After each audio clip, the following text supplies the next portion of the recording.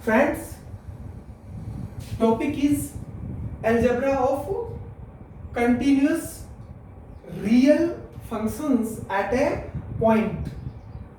Number 1, let f and z be continuous real functions at x equals a, where a is a point in the common domain of f and z.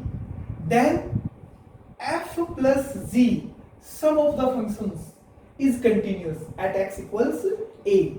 F minus z, difference of the functions, is continuous at x equals a. F into z, product of the functions, is continuous at x equals a. F upon z, quotient of the functions, is continuous at x equals a if z of a is not equal to 0. दोस्तों, इस result का converse true नहीं है. Converse true नहीं है, इसका मतलब अगर दो फंक्शंस का सम, डिफरेंस, प्रोडक्ट और कोशेंट अगर किसी पॉइंट पर कंटिन्यूअस हो, उस सिचुएशन में हम ये नहीं कह सकते कि दोनों फंक्शन भी उस पॉइंट पर कंटिन्यूअस होंगे. Number 2, let f is a continuous function at x equals a, then cf is continuous at x equals a, where c is a real number. 1 upon f, reciprocal of f, is continuous at x equals a if f of a is not equal to 0. Number 3, let f and z be real functions such that composition of z and f, that is f of z of x, is defined at x equals a. Further, if z is continuous at a and f is continuous at ZA, then composition of z and f, that is f of z, is continuous at x equals a. दोस्तों, अब कुछ problems discuss करेंगे.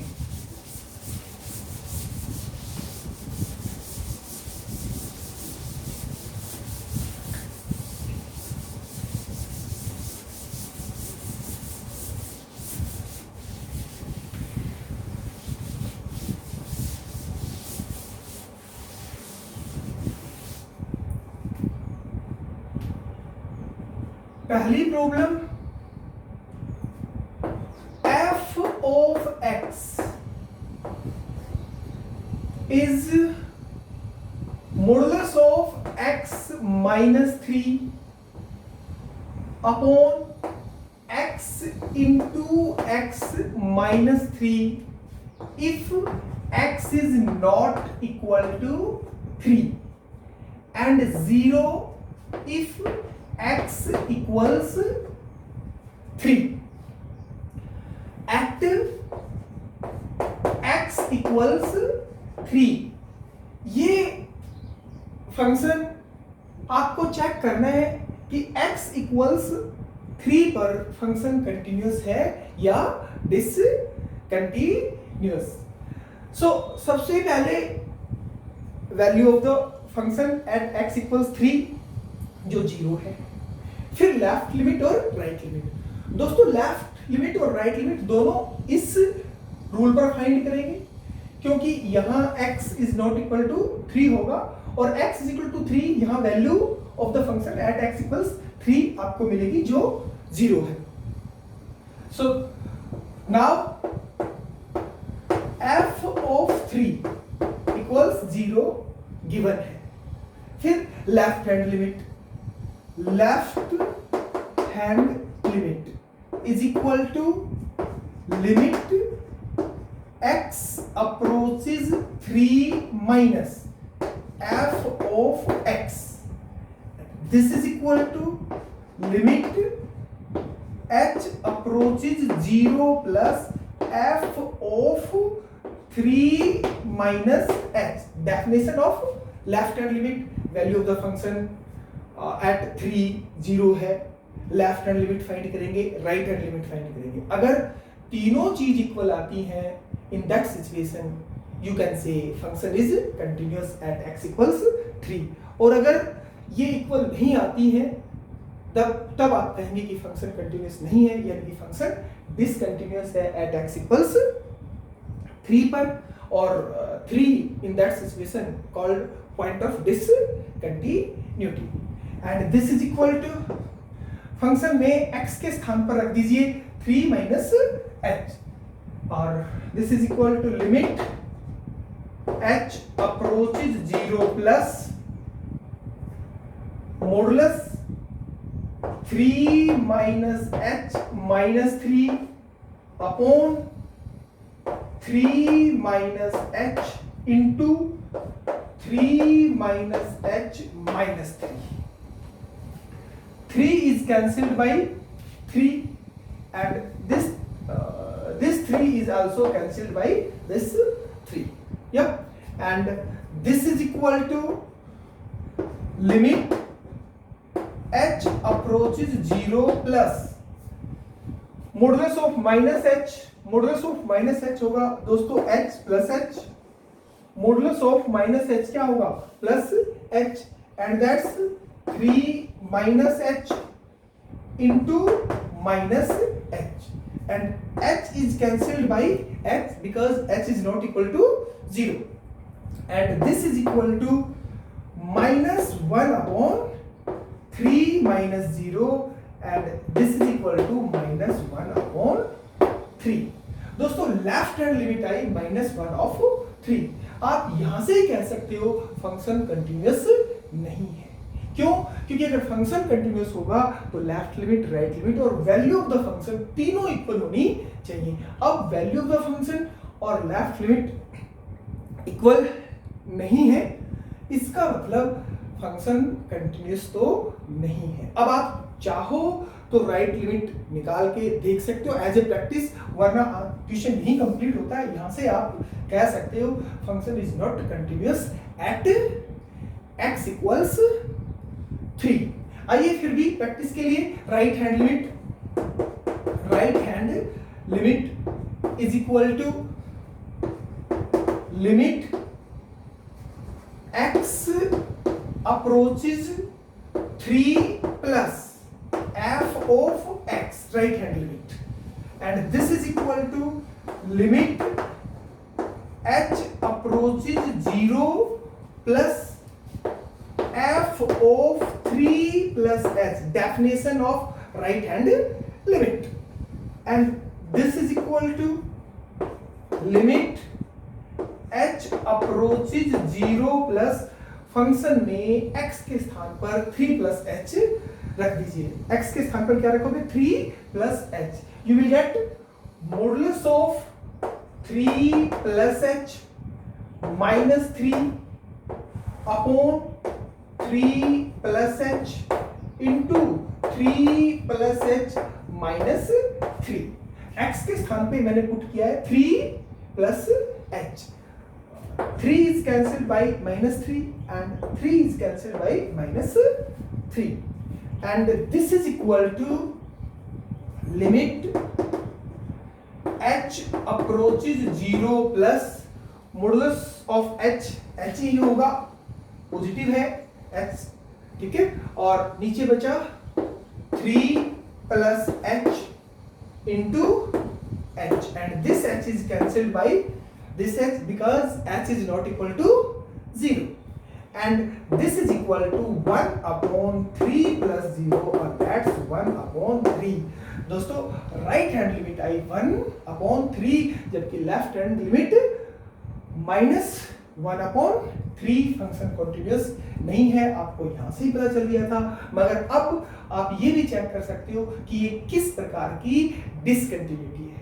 दोस्तों left limit और right limit finitely exist कर रही हैं पर इक्वल नहीं है. इसका मतलब ये डिसकंटिन्यूटी है kind first, discontinuity of first kind. Is it clear? ये रिमूवेबल डिसकंटिन्यूटी नहीं है, क्योंकि रिमूवेबल डिसकंटिन्यूटी होती अगर लेफ्ट लिमिट और राइट लिमिट इक्वल होती और value of the function equal ना हो. उस सिचुएशन में होती है रिमूवेबल डिसकंटिन्यूटी. मगर यहां लेफ्ट लिमिट और राइट लिमिट इक्वल नहीं है, फाइनाइटली एग्जिस्ट कर रही है. इसका मतलब this is the kind first discontinuity और डिसकंटिन्यूटी ऑफ काइंड फर्स्ट. और therefore left hand limit is not equal to right hand limit and not equal to f of 3. कोई भी इक्वल नहीं है, ना ही तो left hand limit right hand limit की इक्वल है और ना ही value of function at x equals 3 equal है.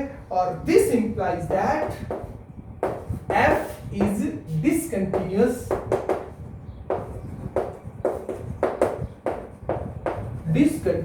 at x equals 3. Is it clear? केवल अगर आपको डिसकंटिन्यूटी चेक करनी थी तो आप केवल यहीं रुक सकते थे, क्योंकि लेफ्ट हैंड लिमिट और value of the function equal नहीं है. फंक्शन इस सिचुएशन में भी डिसकंटिन्यूअस रहेगा. मगर हमने राइट हैंड लिमिट भी निकाली प्रैक्टिस के लिए, आपको ये भी पता चल गया ये फर्स्ट काइंड की डिसकंटिन्यूटी है. Is it clear? आइए एक और प्रॉब्लम लेते हैं.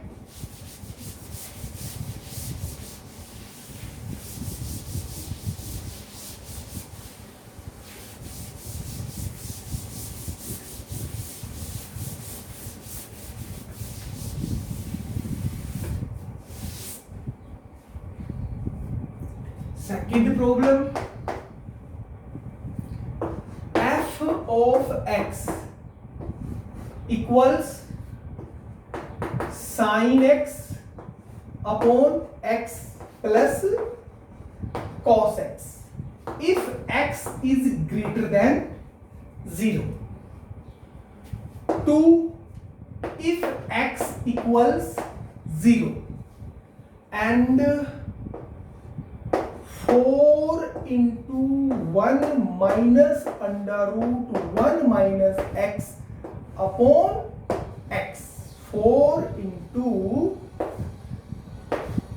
1 minus under root 1 minus x upon x if x is less than 0. आपको चेक करना है ये फंक्शन क्या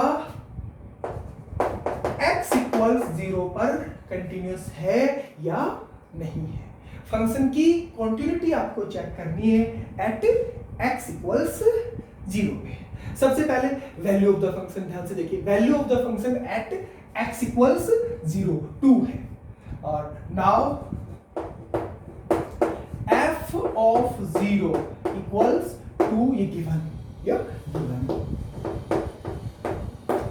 उसके बाद लेफ्ट हैंड लिमिट और राइट हैंड लिमिट. अगर ये तीनों इक्वल आ गए फिर फंक्शन होगा कंटिन्यूअस एट x इक्वल्स 0. अब आप ये देखिए कि लेफ्ट लिमिट कहां से निकालेंगे और राइट लिमिट कहां से निकालेंगे. दोस्तों ध्यान से देखो, ये रूल है राइट लिमिट का, क्योंकि ये रूल डिफाइन है जब x 0 से बड़ा रहे, यानी कि x की वैल्यू 0 से बड़ी रहे, यानी कि राइट लिमिट का रूल ये होगा क्योंकि यहां x 0 के राइट नेबरहुड में लाई करेगा. और ये रूल है लेफ्ट लिमिट का, क्योंकि यहां x 0 से छोटा, यानी कि 0 के लेफ्ट नेबरहुड के लिए हमें इस रूल का यूज करना पड़ेगा. यानी कि लेफ्ट लिमिट और राइट लिमिट दोनों का रूल अलग अलग है. फिर चेक कर लें, ये रूल है राइट हैंड लिमिट का, क्योंकि यहां x 0 से बड़ा है, राइट साइड में है, 0 के राइट साइड में. So this is the rule for right hand limit and this is the rule for left hand limit, क्योंकि यहाँ x 0 से छोटा है। जब भी आपके पास कंटिन्यूटी का क्वेश्चन आए एट अ पॉइंट, सबसे पहले आपको ये चेक करना पड़ेगा कि लेफ्ट लिमिट किस रूल पे निकलेगी और राइट लिमिट किस रूल पे निकलेगी। ये राइट लिमिट का रूल है और ये लेफ्ट लिमिट का रूल है। क्यों? क्योंकि यहाँ x 0 से छोटा है, लेफ्ट साइड में लेफ्ट नेबरहुड में x की वैल्यू के लिए ये रूल यूज करेंगे। यहाँ x 0 से बड़ा है और x के राइट नेबरहुड में रहने के लिए 0 के राइट नेबरहुड में x इक्वल 0 और 0 के राइट नेबरहुड के लिए हम इस रूल का यूज करेंगे। सो ये राइट लिमिट का रूल है और ये लेफ्ट लिमिट का रूल है। आइए now left hand limit. Left hand limit is equal to limit x approaches 0 minus f of x।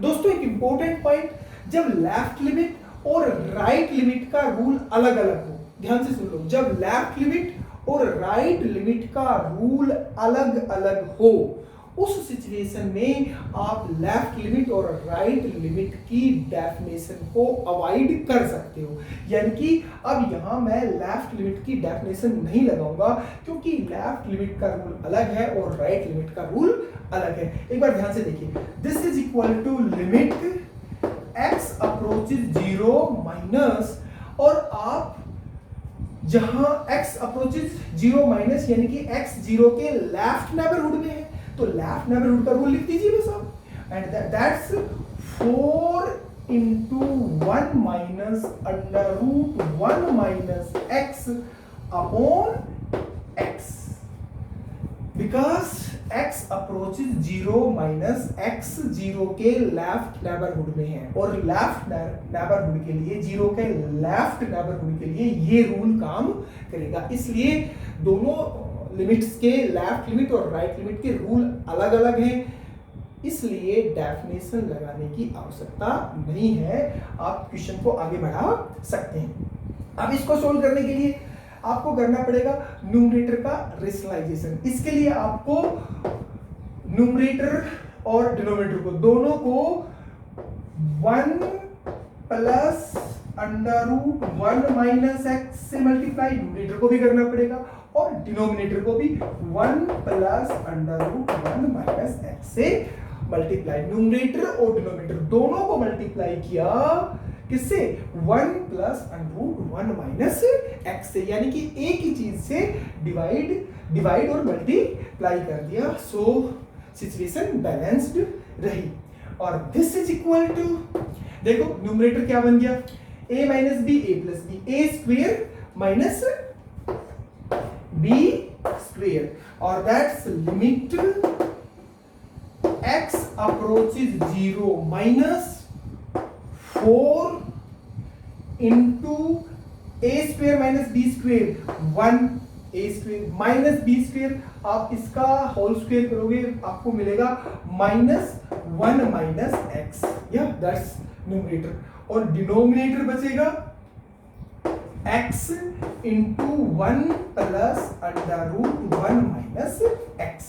अब अगर इस ब्रैकेट को आप रिमूव करते हैं और बाहर साइन माइनस का है तो अंदर के साइन बदलेंगे, प्लस ये 1 प्लस का है जो माइनस का बनेगा और x माइनस का है सो प्लस का बनेगा। सो दिस इज, ये 1 बन गया माइनस का और ये बन गया प्लस का। हमने ब्रैकेट को रिमूव कर दिया, ध्यान से देख लिया। और फिर 1 से कैंसिल हुआ 1 और this is equal to limit x approaches 0 minus 4x upon x into 1 plus under root 1 minus x, and this x is cancelled by this x because x is not equal to 0. x approaches 0 minus x is not equal to 0, so x is cancelled by x. और अब अगर आप limit apply करोगे you will get 4 upon 1 plus under root 1 minus 0, and this is equal to 4 by 2 and that's 2. दोस्तों left hand limit आपकी आई 2. Value of the function eight 0 भी क्या थी 2. इसका मतलब फंक्शन कंटिन्यूअस हो सकता है. अब आपको राइट हैंड लिमिट और निकालनी पड़ेगी. अगर राइट हैंड लिमिट भी 2 आती है then function is continuous at x equals 0. आइए now right hand limit is equal to limit x approaches 0 plus f of x. फिर राइट लिमिट का रूल ये वाला अलग रूल है, फिर मैं डेफिनेशन अप्लाई नहीं करूंगा. एक बार फिर बोल देता हूं, लेफ्ट लिमिट और राइट लिमिट का रूल अगर अलग अलग हो तो आप उनकी डेफिनेशंस को अवॉइड कर सकते हो. और this is equal to limit x approaches 0 plus, और अब आप राइट लिमिट वाला रूल लिख दीजिए क्योंकि x अप्रोचेस 0 प्लस यानी कि x 0 के राइट नेबरहुड में है और 0 के राइट नेबरहुड के लिए ये वाला रिजल्ट काम करेगा. That's sin x upon x plus cos x. और आप जानते हो sin x upon x when x approaches 0 1 होता है और cos x when x approaches 0 ये भी 1 होता है और दैट्स 1 प्लस 1 दैट्स 2. दोस्तों राइट हैंड लिमिट भी आई 2. इसका मतलब left hand limit, right hand limit और वैल्यू ऑफ द फंक्शन तीनों बराबर है एट x इक्वल्स 0 पे.